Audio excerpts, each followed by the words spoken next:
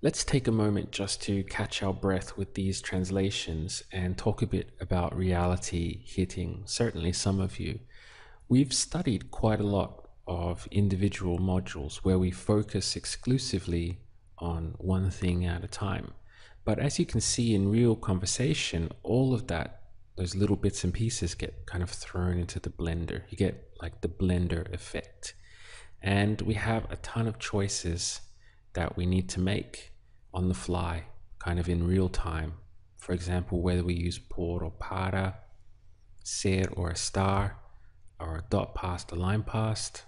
We're using handles, we're conjugating in the present tense, in the past tense, talking about the future. We're using super glue, the personal a, and also a lot of new vocabulary. So this blender effect is the reality of speaking in Spanish. And it's really a big transition to go from learning individual modules into paragraphs and storytelling.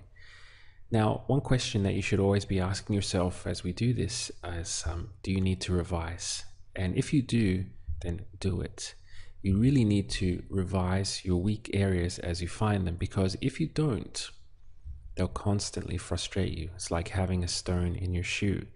If we want the freedom to say what we want, it requires that you really learn each module of the course quite deeply, so that when it comes to talking in real time, you have at least some realistic chance of being able to put paragraphs together.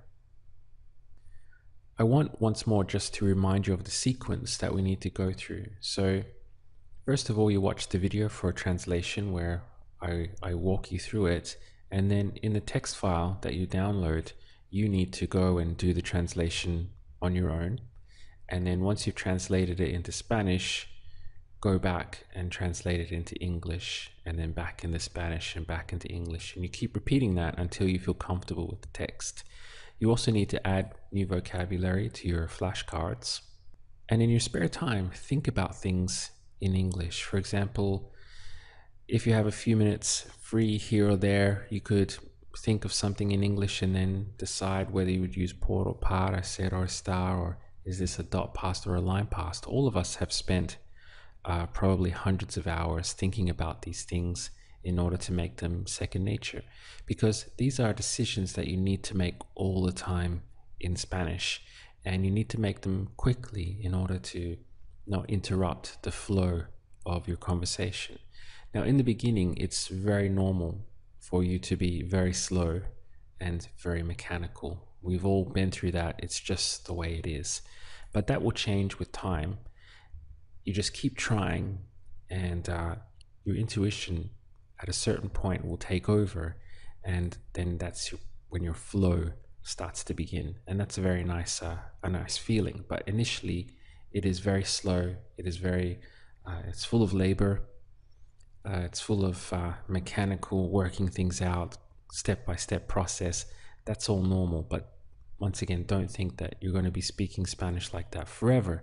It's just in the beginning until your mind gets a handle on it. And what you'll find is that later on, things that you found hard now will actually appear very simple to you, and you'll be wondering why you ever found it hard at all.